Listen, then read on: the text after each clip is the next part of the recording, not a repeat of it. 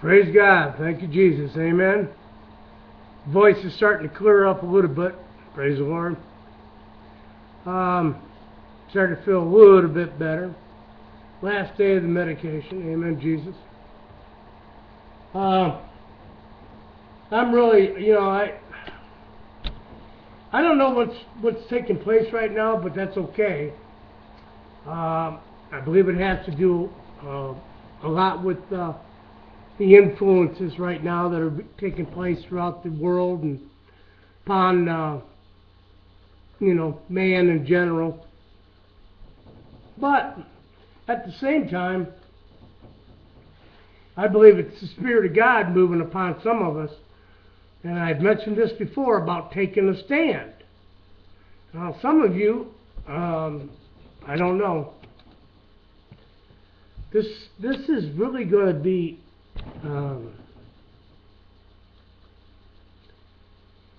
it's my personal belief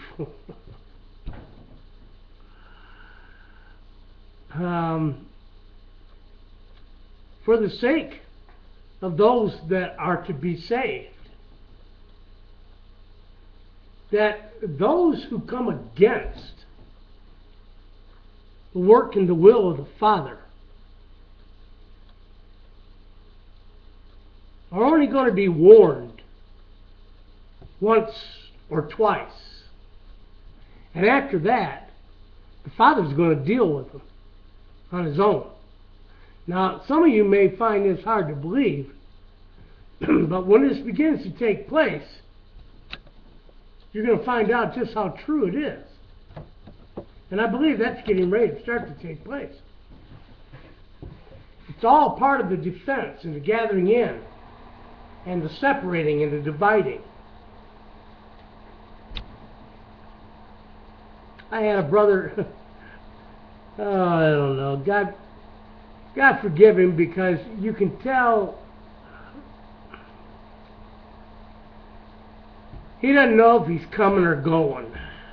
He's just a very fragile person. I have nothing against him personally. He's made a few comments in the past. We have disagreed. I have no problem with that. So I don't block anybody for my videos. I don't mind disagreement. How else are we going to, maybe help to bring those walls of disagreement down if we don't share? Sometimes it works, sometimes it doesn't, okay? Then sometimes it's left for another day. Well, for a while, until he started coming out with his own videos now, you know what I'm talking about, Derek Nelson.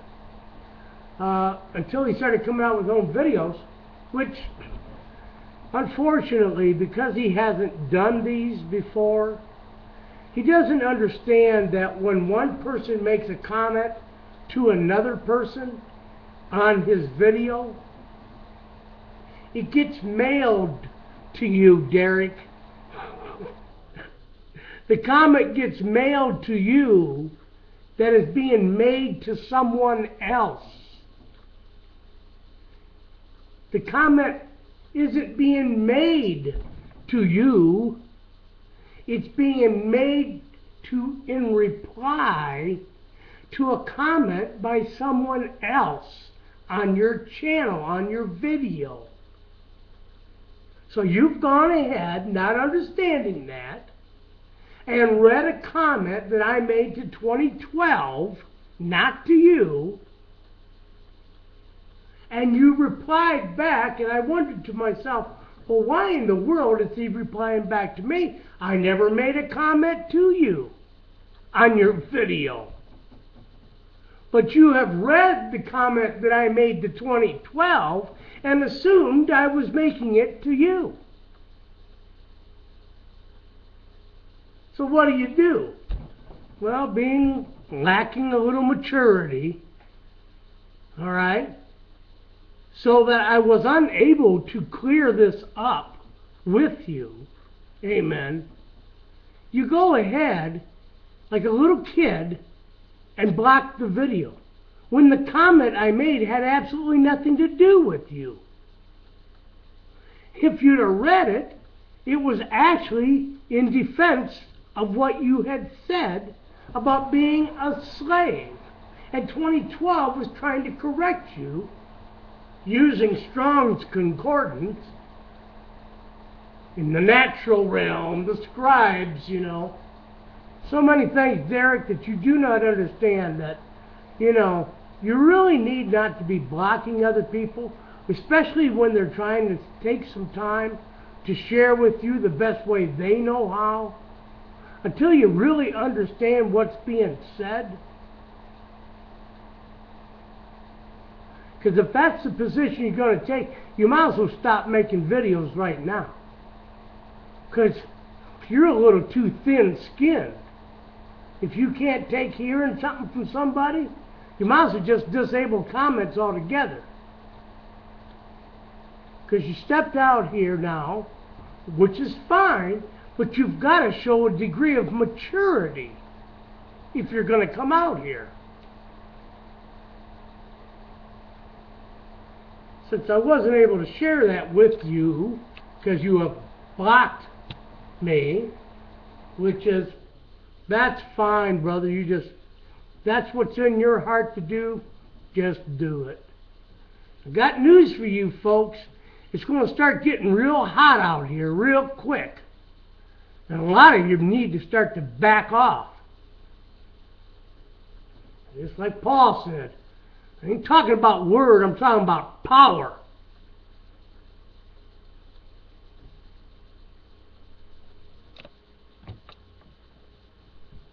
I think that's a joke. Just watch and see what starts to take place. God is not going to leave His fold or His flock unprotected.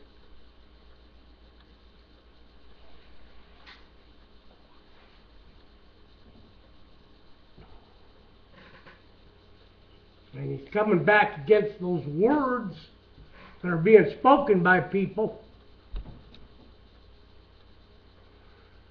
And then they make videos about uncorrupting the corrupted scriptures. And oh my God.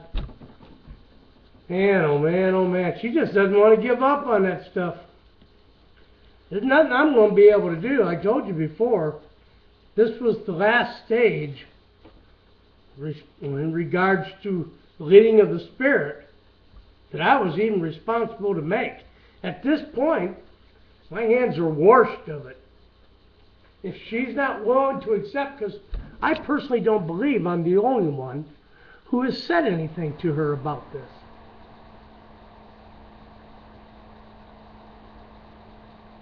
But Sister Kathleen will have to find out on her own. You see, the opportunity that she's missing here is to come into that sonship. Because she's definitely a 60-fold minister. There's no problem there. But she had to lay some things down that she has not dealt with in her life, which has caused her to be in this kind of a judgmental spirit, thinking she's supposed to be doing this and is doing the will of the Father, just like they did in the Crusades, you know, when they went over and chopped people's heads off, demanding that they become believers. I thought they were doing the will of God too. There's a lot of people out here believing they're doing the will of God, and they're not. And I don't think, like I said, I don't think I'm the only one who has warned her about this. And I do believe, though, that I'm the last one to warn her. So whatever opportunities she may or may not have to come into the sonship, 100-fold, if she doesn't turn away from where she's at right now, she's going to lose that opportunity. Oh, salvation of the soul and everything else. But the greatest desire of her heart is to be a daughter of God.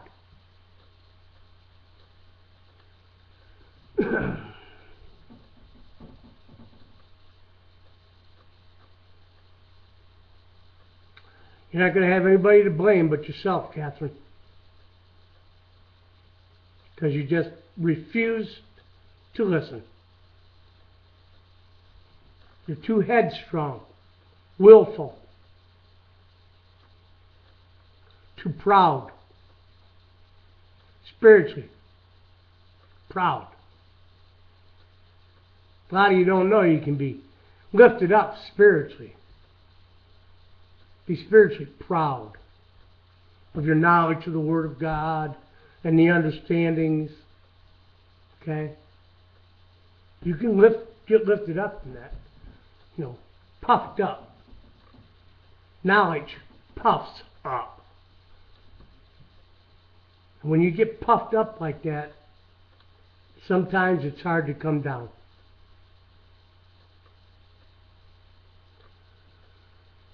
So, I don't know. It's really between the Father and her now.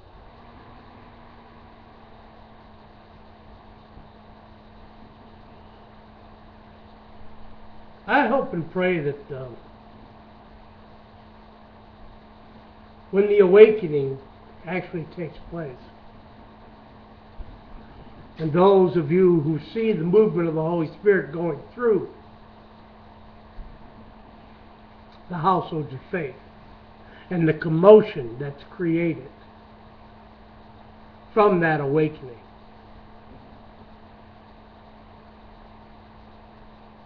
and the ministry that begins to come forth very soon now, within the next year, two at the very most, within the next year, I'm relatively certain that you're going to start to see this actually becoming a part, coming up into the marketplaces of television with these tele-evangelists, that they're going to start to share things like Haggai regarding a movement in the church that they're going to say is not of God.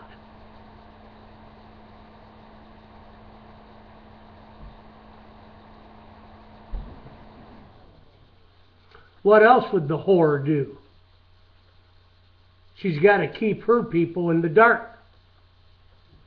What they're going to tell you it is the great falling away from the faith. When in fact, that falling away took place a long time ago, brother. Long time ago. What's actually taking place is the separating of the wheat from among the tares. So the vast majority of their congregations will stay with them. I can assure you that. They'll lose enough to ruffle their feathers and feel as though they're losing a little bit of money. And they'll come against it so they don't lose too much.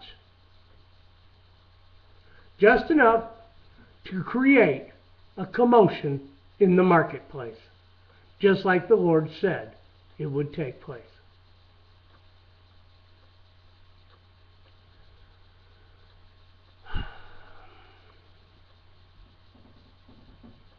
I was reminded here this evening when I was going back over these things, and I've been trying to share with you about,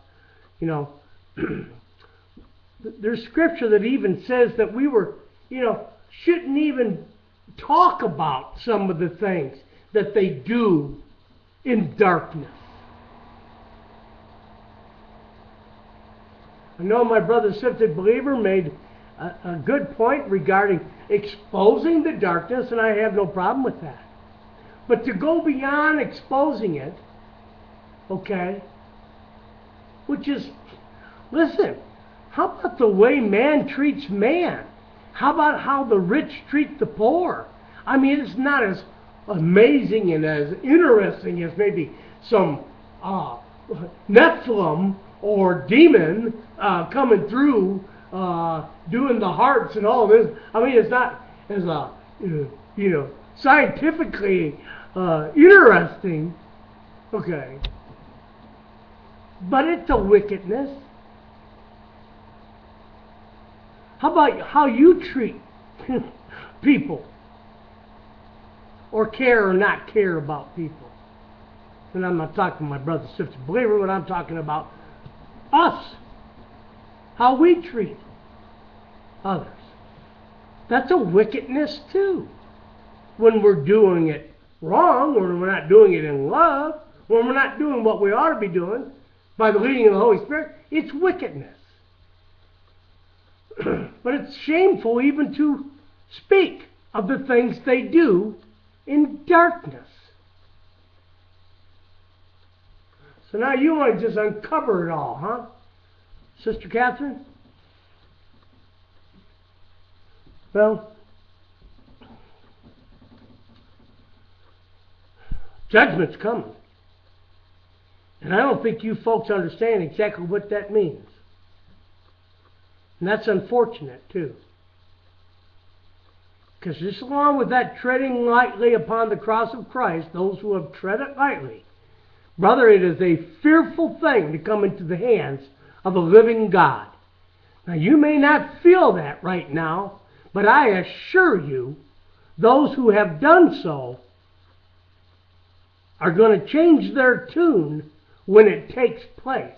And don't think for a second that you are not going to come into the hands of a living God for having tread lightly upon His cross. You'll have that fear that you need.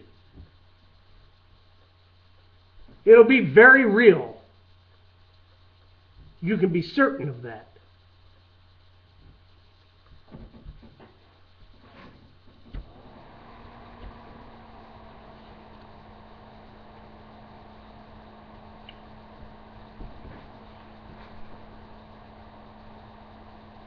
Not by might, nor by power, but by His Spirit. Brothers and sisters, when you get judged by the Spirit of God, you will know it.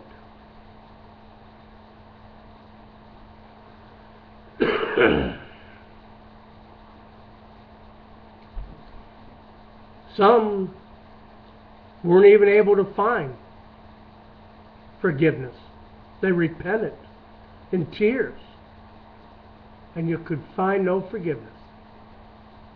Because you can go beyond the point, amen, Jesus, where you've seared your conscience.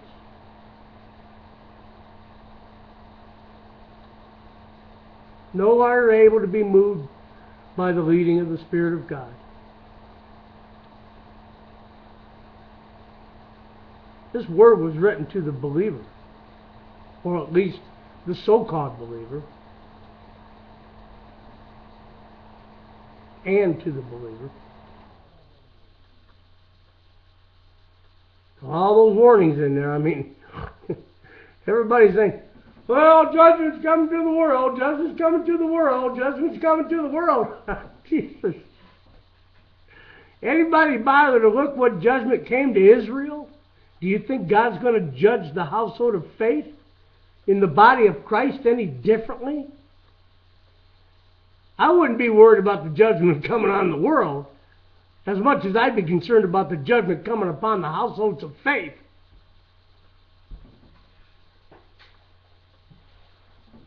Because you were given the truth. You just chose to ignore it.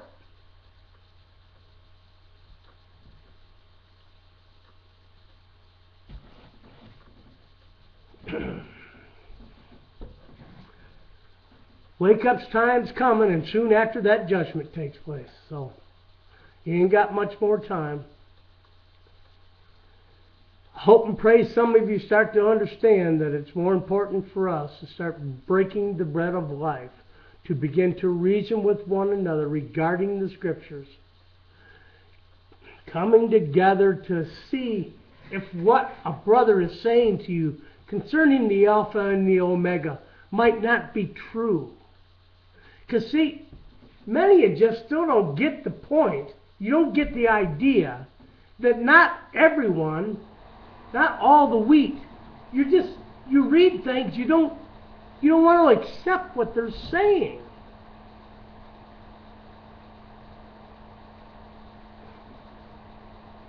If you look up the tradition of being married in Israel, okay? Just like young women get married today in the Gentile world, they have what is known as bridesmaids.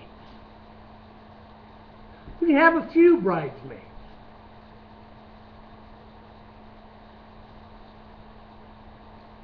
But in Israel, back in the day, they were called virgins because, brother, if you were married and you was a woman back in that day, you better be a virgin. If you wasn't a virgin, you'd probably get stoned to death. So most of the young women, if not all, who were in Israel at that day and time, during the sharing of that parable, were either married or they were virgins. And the tradition and the custom of getting married was that you'd get 10 virgins, bridesmaids, to accompany the bride. The virgins are not the bride. The virgins who are being awakened, the households of faith, they are not the bride.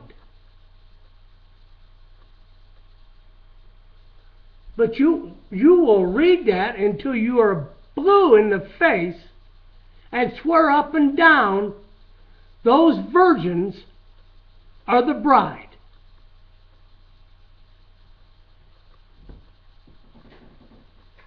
Well, they're not.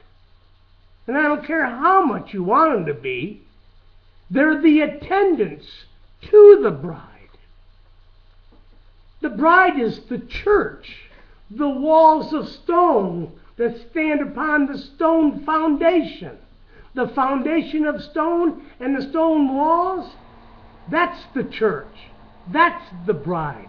Those are the sons and daughters of God who have laid their lives down in this life. You're the wheat being gathered into the barn. You're not the barn.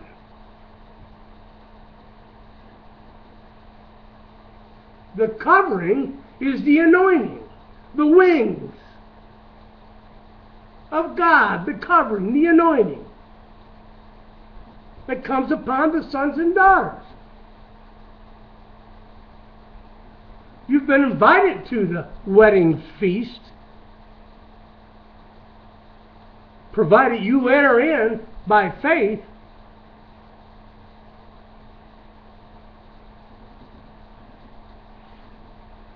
And it's the bride, the sons and daughters, who are transformed from mortal to immortal beings, not the wheat, not the virgins. You are protected, saved out of the tribulation, the trial that comes upon the earth, if you enter in to the church that is set upon the rock, of which many of you still do not understand. The rock represents the revealed Word of the Father. He reveals the hidden manna to them who have overcome, to the sons and daughters who have laid their lives down. He gives of the hidden manna. The Father and the Son come in and sup with them. And that's what's getting ready to take place.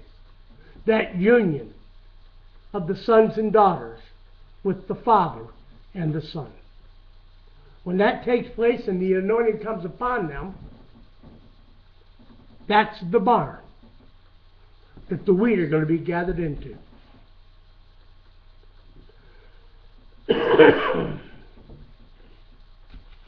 So the point I was trying to make is that another part of what you really refuse to accept is that the Word says that the deception, which has been going on now for at least 100 years, I'm sure of, if not for longer. But I just give you the last 100 years because I happen to believe that these doctrines of demons, which many are sharing right now, has more to do with the demons and the darkness than it does the light, which is why it's called the doctrines of demons, the deep things of the devil. the Illuminati and all these other things. Nephilim. Anyway, the deception would be so great. Deception to who? The world? Don't be so ridiculous. The world is in darkness. The deception is to those who have come to the light. You're the ones deceived. Why would you bother to deceive the world when it's in darkness?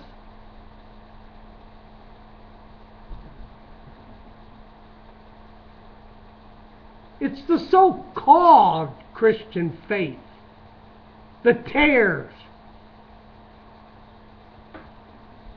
They're the ones that have been deceived.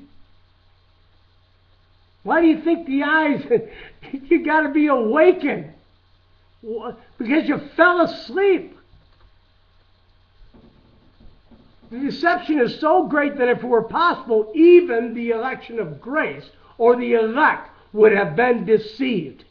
That means everybody else but the election of grace have been deceived in some way, shape, or form. In one way or another. Some greater, some more, some less. But all have been deceived.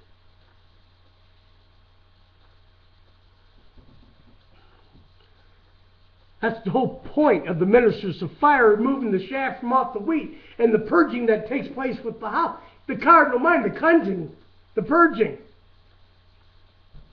The removing of the spots and the wrinkles.